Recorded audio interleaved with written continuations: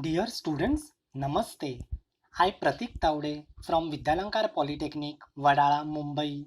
Welcome you to this module on handoff strategies.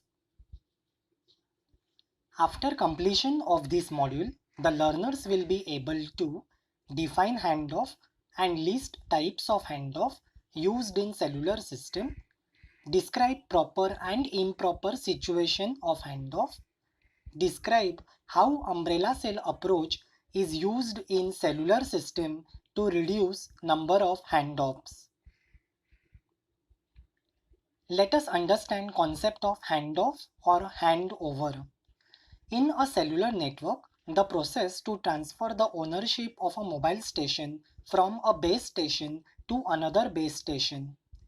Handoff not only involves identifying new base station but also requires that the notice and control signals be allocated to channels associated with the new base station. Usually, priority of handoff request is higher than call initiation request when allocating unused channels. Handoff must be performed successfully and as infrequently as possible and be imperceptible to users. There are two handover occasions. Noise or interference is bad signal quality on current level. Load balancing is a traffic overload in current cell. The parameters to monitor to determine handover occasion are RSSI and bit error rate or packet rate, which is more accurate. In case of handover, there is need to specify an optimum signal level to indicate a handoff. Minimum usable signal for acceptable voice quality at the base station receiver is normally taken as between -90 dBm to -100 dBm. It is given by the relation delta is equal to PR handoff minus PR minimum usable. If delta is too large, unnecessary handoffs may occur. If delta is too small, there may be insufficient time to complete handoff. Different types of handoff or handover are hard handoff, soft handoff, queued handoff, delay handoff, and MAHO, which stands for Mobile Assisted Handoff. Hard handoff. It is one where an existing connection must be broken before the new one is established. It allocates different frequency of user. In hard handoff, a handset always communicates with one base station and any given time. Hard handoff is typically used in TDMA and FDMA systems. Hard handoff is not very complicated. Since the radio link between base station and handset is broken before it is connected in hard handoff, the link transfer may fail due to long network response time even if radio channels are available in new base station. Soft handoff. It is defined as handover where a new connection is established before the old one is released. It allocates same frequency. In soft handoff, a handset may connect up to 3 or 4 radio links at the same time. Soft handoff used in CDMA and some TDMA systems. Soft handoff is more complicated than hard handoff. Soft handoff degrades channel availability because a handset may consume multiple radio channels. Queued handoff. It is more effective than two threshold level handoff. The MTSO will queue request of handoff calls instead of rejecting them if new cell sites are busy. With queuing of originating calls, only the probability of blocking is reduced. It is effective when implementing a simple queue for handoff calls which reduce call drops. Delayed handoff. It is a two handoff level algorithm. It provides more opportunity for successful handoff. The MTSO always handles handoff first and originating calls second. If no neighboring cells are available after second handoff level is reached, the call continues until the signal strength drops below the threshold level, then the call is dropped. Lower handoff helps in handling call processing more adequately.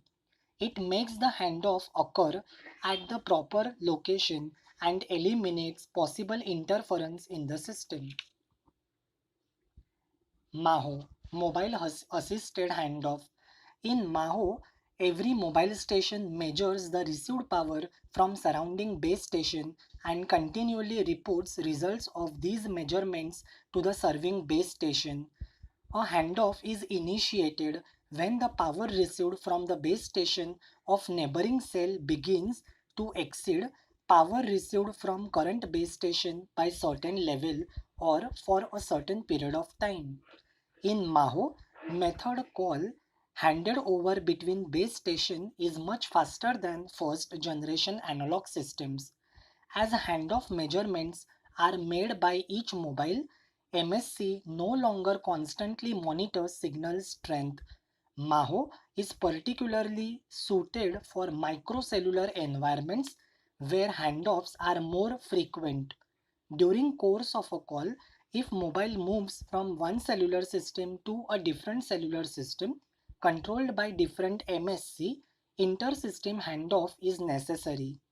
An MSC engages in an inter-system handoff when a mobile signal becomes weak in a given cell and MSC cannot find another cell within its system to which it can transfer call in progress. Proper and improper handoff. Figure illustrates handoff scenario at cell boundary. Now let us understand illustration of handoff scenario at cell boundary. Figure A demonstrates the case where handoff is not made and signal drops below minimum acceptable level to keep the channel active. The drop call event in figure A can happen when there is an excessive delay by MSC in assigning handoff or when the threshold is set too small for handoff time the system. Excessive delays may occur during high traffic conditions due to conceptual loading at the MSC or due to the fact that no channels are available on any of the nearby base stations. During handoff, it is important to ensure that drop in the measured signal level is not due to momentary fading and that mobile is actually moving away from the serving base station. The base station monitors signal level for a certain period of time before handoff is initiated. The time over which a call may be maintained within a cell without handoff is called as dwell time. The learners can write down the answer for the question as what you have learned in handoff strategies. After writing down, you can click on the next slide. Figure shows umbrella cell approach which is used in cellular system to reduce number of handoffs. Umbrella cell approach. Capacity of cellular system can be increased using additional cell sites, but it is practically difficult to get physical site in urban areas.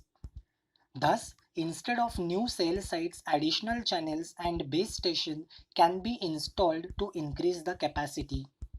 Different antenna heights and different power levels can be used to provide smaller and large cells located at single site.